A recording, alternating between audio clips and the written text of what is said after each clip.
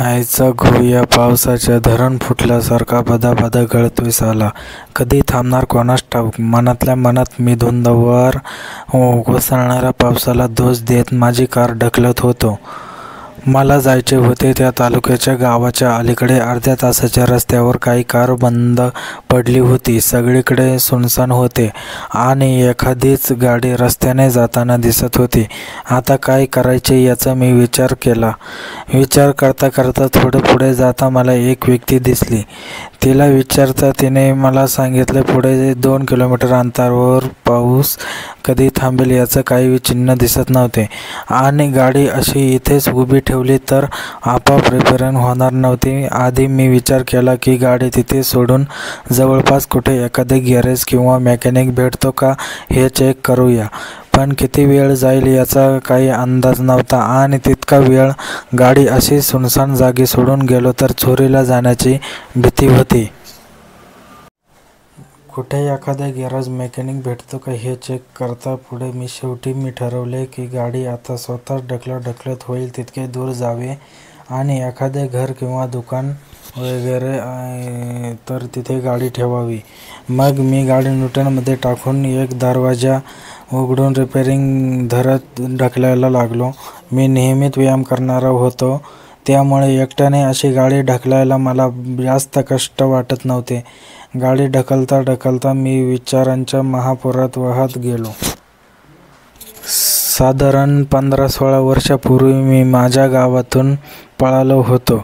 त्यावेळीही असाच पाऊस पडत होता. इतका मुसळधार नाही पण बऱ्यापैकी पडत होता. त्यावेळी मी जमतेच 14 वर्षाचा होतो. गावातून मी पळत तालुक्याच्या गावाकडील रस्त्याला लागलो होतो आणि एका ट्रकमध्ये बसून तालुक्याच्या गाव गाठले होते. तालुक्याच्या गावाला लागून रेल्वे स्टेशन होते. रात्रीच्या एका स्टेशनमध्ये मी बसलो आणि मुंबईकडे निघालो. अंगावर एक ड्रेस आणि खिशात वश्या म्हणजे माझा मित्र वसंतकडून घेतलेले 300 रुपये होते. तो वसंत मुंबईला जाऊन मी काय करणार आणि माझे पुढे कसे होणार याची कसलीही चिंता माझ्या मनात नव्हती. एकदा निर्धार करून मी पडलोच आहे तर आता नशीब जिथे कुठे नेईल तिथे जायचे असे मी ठरवले होते. सकाळी मी मुंबईला विटी स्टेशनला पोचलो आणि गर्दीत मिसळून बाहेर पडलो आणि मग मुंबईच्या गर्दीत मी पुढे कसाबसा गेलो आणि घडलो तिथे सांगायचे म्हटले एक तर पुस्तक लिहून होईल इतकेच सांगतो की जमेल तसे आणि झेपेल इतकेच शिकलो. भरपूर काबाड कष्ट केले आणि करत राहिलो. दुनियादारी शिकलो. संधी मिळेल तिथे प्रगती करत गेलो आणि मुंबईमध्ये स्वतःचे एक स्थान बनवले. रिअल इस्टेट क्षेत्रात शिरलो आणि स्वतःचा व्यवसाय काढत बिल्डर झालो. आता माझ्याकडे स्वतःचे घर आणि गाडी थोडी फार प्रॉपर्टी आणि भरपूर पैसा होता. पहिल्यापासून एकटाच असल्याने छान चौकीत राहिलो आणि ऐश करत राहिलो. म्हटले तसे सगळे होते पण तरीही काहीतरी कमी होती. शेवटी काही झाले तरी तुमची नाळ जिथे आहे किंवा तुम्ही जिथून आला त्या जागेला कधी विसरता येत नाही. गेले काही महिने मला माझ्या जन्मी गावाची आठवण खूप येत होती. माझ्या कुटुंबाची मला फार आठवण येत होती. मनातून सतत वाटत होते की गावी जावे आणि आपल्या कुटुंबाला भेटावे. आपण आता इतके कमवतोय ते कोणासाठी? इतका पैसा मिळतोय त्याचा आपल्या कुटुंबाला काही फायदा? ते सगळे कसे असतील? कसे राहत असतील? मी इतके ऐशोआरामात राहतोय पण ते कसे जगत असतील? अशा अनेक प्रश्नांनी मला भांडातून सोडले आणि मी गावाला भेट घ्यायला निश्चय केला. त्याप्रमाणे मी सकाळी माझी कार घेऊन मुंबईवरून निघालो आणि तेव्हापासूनच रिमझिम पाऊस पडत होते. घाट चढून वर आल्यानंतर जो धुरळावर पाऊस पडायला लागला ते एक क्षणही थांबायचे नाव घेत नव्हता. संततधार पाऊस आणि ओल्याव्यामुळे सगळीकडे धुके होते. काळ्याकोट ढगांनी सगळीकडे अंधारी झाली होती. होती, त्यामुळे दुपारचे 4 वाजून गेले तसे रात्र झाल्यासारखे वाटत होते. 6ला तर मध्यरात्र उमटल्यासारखा अंधार सर्वत्र पसरला होता. मेन हायवेवर गाड्यांची वर्दळ होती. गावे लागत होते, पण हायवे सोडून मी माझ्या गावाच्या जवळील तालुक्याच्या रस्त्याला लागलो. तसे रस्त्याला एखादी दुसरी गाडी दिसत होती. त्यात माझी गाडी बंद पडली. तेव्हा तिला ढकलत पुढे गेल्याशिवाय माझ्याकडे पर्याय नव्हता. आश्चर्य म्हणजे कुठेही गाव किंवा वस्तीची चिन्ह दिसत नव्हती. तालुक्याच्या गावी अगदी जवळ होते, पण एवढ्या पट्ट्यात एकही घर किंवा दुकान दिसत नव्हते. रेग्युलर व्यायाम करून कमवलेली बॉडी आता कामाला येत होती. एकट्याने कार ढकलत न्यायला मला जास्त त्रास पडत नव्हता.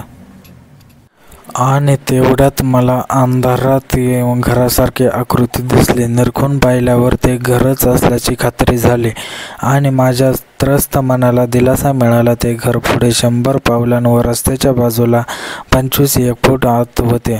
घराच्या हेडलाईटच्या प्रकाशात कुठे खड्डा तर नाही ना याची खात्री करून मी कार ढकलत रस्त्यावरून खाली उतरवली आणि त्या घराच्या दिशेने ढकलू लागलो.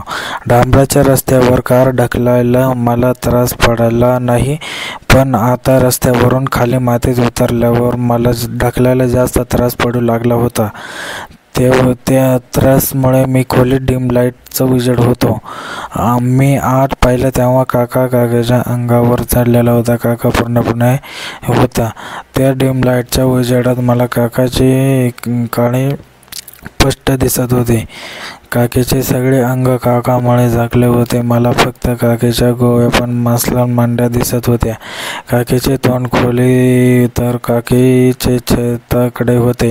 काकेची कंबर एक मध्ये पुढे मागे होत होती. याचा अर्थ काकेच्या मध्ये फटके मारणे चालू होते. काका आता जोरजोराने त्याचे फटके मारत होता, तर काके त्या आवाजाने आवाज करत होते. असे करता करता लाईट डिम झाले होते. लाईट गेले म्हटले तर सगळे होते, पण तरीही काहीतरी कमी होते. शेवटी काही झाले तरी तुमची नाळ तिथे आहे किंवा तुम्ही तिथून आलात त्या जागेला कधी विसरता येत नाही. गेले काही महिने मला माझ्या जन्मी गावाची आठवण खूप सतावत होती. माझ्या कुटुंबाची मला फार आठवण येत होती. मनातून सतत वाटत होते की गावी जावे आणि आपल्या कुटुंबाला भेटावे. कसेबसे मी जोर लावत मी कार ढकलत त्या घराजवळ पोचलो.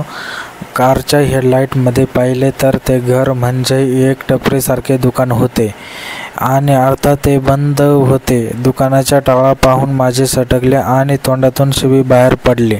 मला विश्रांतीसाठी काहीतरी आडोसा मिळाला याचा आनंद होता, पण बंद दुकान पाहून मी अजूनच वैतागलो. असेच सोडून मी त्या दुकानाच्या मागच्या बाजूला गेलो आणि माझ्या लक्षात आले की दुकानाला लागूनच मागच्या बाजूला एक खोली होती, पण त्याच्या भोवती बऱ्यापैकी मोठे होते. मित्रांनो, कशी वाटली स्टोरी कमेंटमध्ये नक्की सांगा. जे नवीन असतील या चॅनलवरती त्यांनी चॅनलला सबस्क्राईब करून घ्या, जेणेकरून आपल्याला असेच नवीन स्टोरी आपल्यापर्यंत सर्वात आधी पोहोचेल.